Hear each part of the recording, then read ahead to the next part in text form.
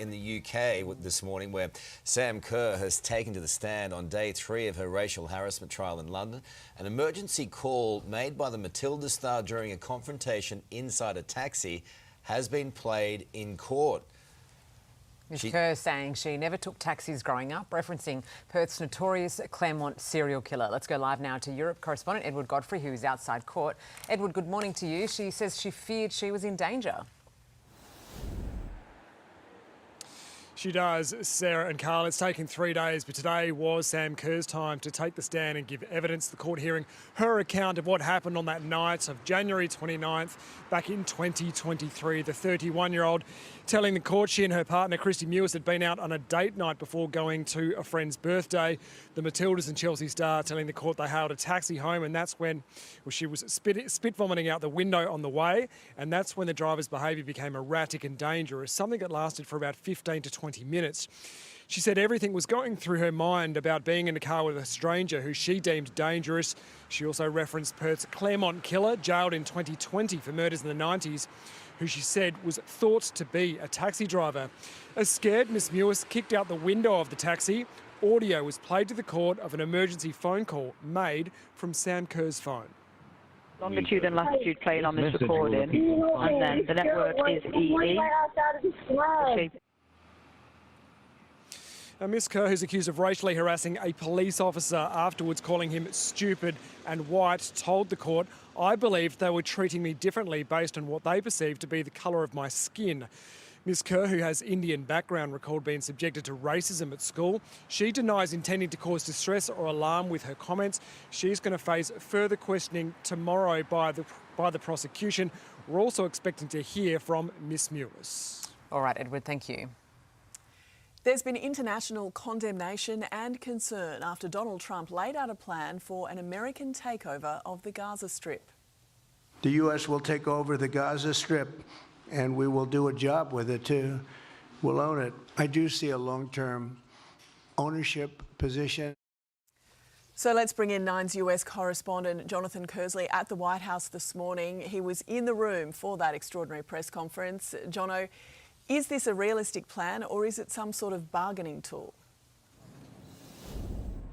Well, I think that's what the leaders across the world will be pondering now. Was Donald Trump actually telling the truth last night? Is this something he's going to follow through on, or is it a way of trying to get certain countries to the negotiating table? Donald Trump's press conference last night was extraordinary. What he said has been viewed by many experts as actually highly illegal. Some have said that it amounts to a form of ethnic cleansing, removing some 2 million Palestinians from their land, resettling them permanently elsewhere, having Americans take control of the Gaza Strip and essentially redevelop it and rebuild it. You could feel the air change in the room last night as soon as he said it. And today we've heard already from leaders around the world with their concerns. So UK Prime Minister Sir Keir Starmer said Palestinians should be able to return to their land and rebuild in that area. The French government has called this dangerous. Turkey's government has said that Donald Trump's proposal is unacceptable. We just heard moments ago from the President's press secretary, Caroline Levitt, who's holding a news conference inside the press briefing room behind me. She's obviously certainly defending her boss, and this is some of what she's had to say so far. President Trump is an outside-of-the-box thinker and a visionary leader. The president is committed to eliminating Hamas and securing a lasting peace for the entire region.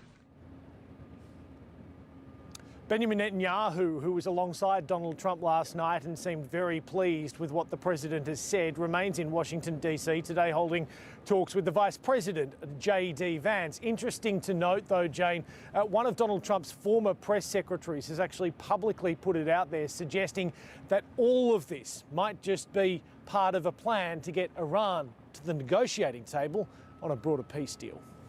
OK, Jono, thank you. Prime Minister Anthony Albanese will visit flood-ravaged communities in Townsville today as many residents across North Queensland remain cut off. Andrea Crothers joins us now from inside the crisis centre that is managing this huge disaster. Andrea, supplies are still hard to come by. Yeah, and the Prime Minister will see firsthand the extent of Queensland's flood disaster, waking up in Townsville today, where he will meet with locals. The federal government has been tipping out the cash to those areas. They are now eligible to receive up to 13 weeks of income support for anyone in the Burdekin, Hinchinbrook, Townsville, Palm Island, as well as Cassowary Coast Council areas. The Australian Defence Force, it's stepping up too. Emergency repairs right now underway on a crucial Bruce Highway bridge at Uluru Creek. The federal government vowing to build a temporary bridge right there. They've also been choppering in pallets among pallets of supplies, those gratefully received at the supermarket. We're going to let 5 to 10 people in at a time. 1 carton of milk, 1 bread. Are you running out of food? Yes, What are you trying to get here today? definitely dog food. Non-perishables that I can put in the cupboard. The waters have been receding, and while many people are now stepping into recovery mode, there is yet another anxious wait. More rain is on the way. This is also a disaster which has claimed 2 lives and fears for a third. The search still underway for a man seen swept away in floodwaters. I've been speaking to police again this morning. They say he is still unaccounted for. Jane. OK, Andrea, thank you. Mandatory minimum sentences for terror offences have been added to the federal government's new hate crimes legislation in a last-minute deal with the Coalition. For more, let's bring in Today federal politics reporter Liz Daniels. Liz, these changes were announced last night. Jane, they were. MPs stayed back into the evening as Home Affairs Minister Tony Burke moved amendments to the government's own bill. This legislation brought amid a national rise in anti-Semitism. We've seen hateful graffiti, firebombing attacks and the discovery of an explosive-laden caravan in Sydney accompanied by a list of potential Jewish targets. Now, the opposition has been pushing for mandatory minimum sentences as a deterrent for these hate crimes. Now, despite having objected previously to the measure, the Labor government has now accepted those demands. Now, among the changes, 12 months jail for giving a Nazi salute or displaying a terrorist symbol, 6 years jail for terrorist offences. Those are the mandatory minimums. Minister Burke saying he wanted the laws to pass with the strongest majority possible to send the strongest message possible. The end point isn't just can you catch someone, can you lock them up? We want people to be safe. The end point we're striving here is we want people just to be able to get on their lives. The Greens objected to having been given such short notice to consider these changes, with leader Adam Bant describing adding mandatory sentences as a major change to Labor's principles, and he slammed it as utterly unnecessary. Now that these amendments have been put, Jane, the laws will go to the lower house this morning to be voted on, looking set to pass under that deal between Labor and the Coalition.